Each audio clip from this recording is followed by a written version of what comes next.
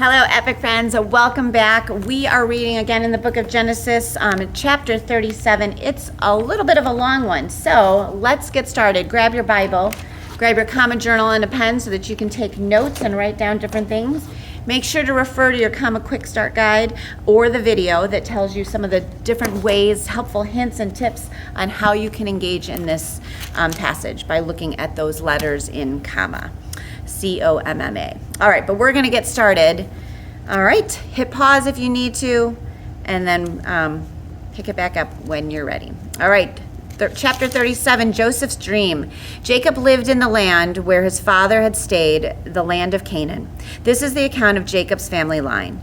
Joseph, a young man of 17, was tending the flocks with his brothers, and the son of Bilhah, and the son of Zilpah, and his father's wives, and he brought their father a bad report about them.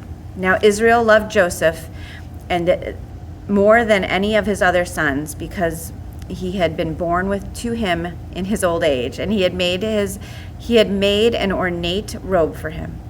When his brothers saw that their father loved him more than any of them, they hated him and could not speak a kind word to him. Joseph had a dream, and when he told it to his brothers, they hated him all the more. He said to them, "Listen to this dream I had. We were binding sheaths of grain out in the field, and when suddenly my sheaf rose and stood upright, while your sheaves gathered around mine and bowed down to it." His brothers said to him, "Do you intend to reign over us? Will you actually rule us?" And they hated him all the more because of his dream and what he had said. Then he had another dream, and he told it to his brothers. "Listen," he said, "I had another dream, and this time the sun and moon and 11 stars were bowing down to me." When he told his father as well as his brothers, his father rebuked him and said, "What is this dream you had?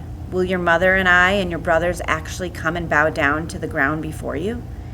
His brothers were jealous of him, but his father kept the matter in mind. The next heading is Joseph sold by his brothers. Now his brothers had gone to graze their father's flocks near Shechem.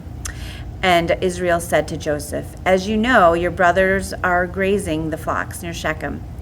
Come, I am going to send you to them." "Very well," he replied. So he said to him, "Go and see if all is well with your brothers and with the flocks, and bring word back to me." Then he sent him off from the valley of Hebron. When Joseph arrived at Shechem, a man found him wandering around in the fields and asked him, "What are you looking for?" He replied, "I'm looking for my brothers. Can you tell me where they are grazing their flocks?" "They have moved on from here," the man answered. "I heard them say, 'Let's go to Dothan.'" So Joseph went after his brothers and found them near Dothan. But they saw him in the distance, and before he reached them, they plotted to kill him. "Here comes that dreamer," they said to each other. "Come now, let's kill him and throw him into one of these cisterns and say that a ferocious animal devoured him. Then we'll see what comes of his dreams." When Reuben heard this, he tried to rescue him from their hands. "Let's not take his life," he said. "Don't shed any blood. Throw him into the cistern here in the wilderness, but don't lay a hand on him." Reuben said this to rescue him from them and take him back to his father. So when Joseph came to his brothers, they stripped him of his robe, the ornate robe he was wearing, and they took him and threw him into the cistern. The cistern was empty. There was no water in it. As they sat down to eat their meal, they looked up and saw a caravan of Ishmaelites coming from Gilead. Their camels were loaded with spices, balm, and myrrh, and they were on their way to take them down to Egypt. Judah said to his brothers, "What will we gain if we kill our brother and cover up his blood? Come, let's sell him to the Ishmaelites and not lay our hands on him. After all, he is our brother, our own flesh and blood," his brothers agreed. So when the Midianite merchants came by, his brothers pulled Joseph up from the cistern and sold him for 20 shekels of silver to the Ishmaelites, who took him to Egypt. When Reuben returned to the cistern, saw that Joseph was not there, he tore his clothes. He went back to his brothers and said, "The boy isn't there. Where can I turn now?"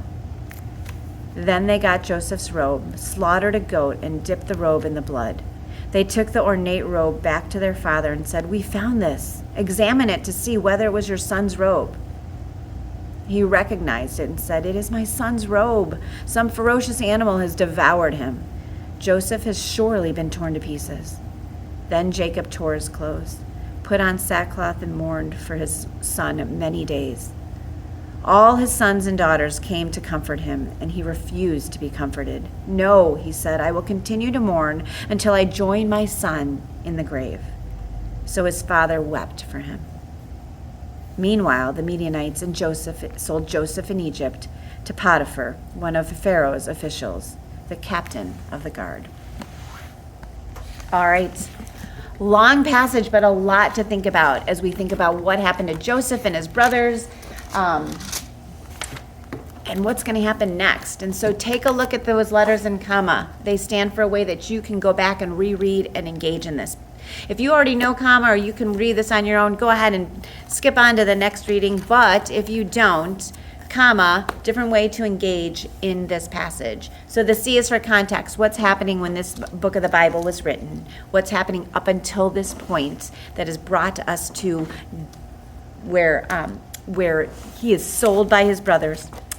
And so observations, what do you see? And so you look at treats without the vowels, TRTS. So the themes, those bold headings at the top of the passages, repeating words or ideas, truths about God, something striking. What stands out to you? What do you notice when you read this passage? And then the message, what does God say? Put on your specs to take a closer look at that. SPECS. Is there a sin to confess? Is there a way that people are disobeying God in this passage? I think so. How about a P, promise to claim? An E, example to follow. Is God showing you how to live by the way someone else is living in this passage? What about a C, a command to obey? The command God has given. And then S, a statement about God. Meditate on those things a little bit, and then that A in comma is application. What are you going to do now that you've read this? How are you going to apply it to your life? All right, thanks.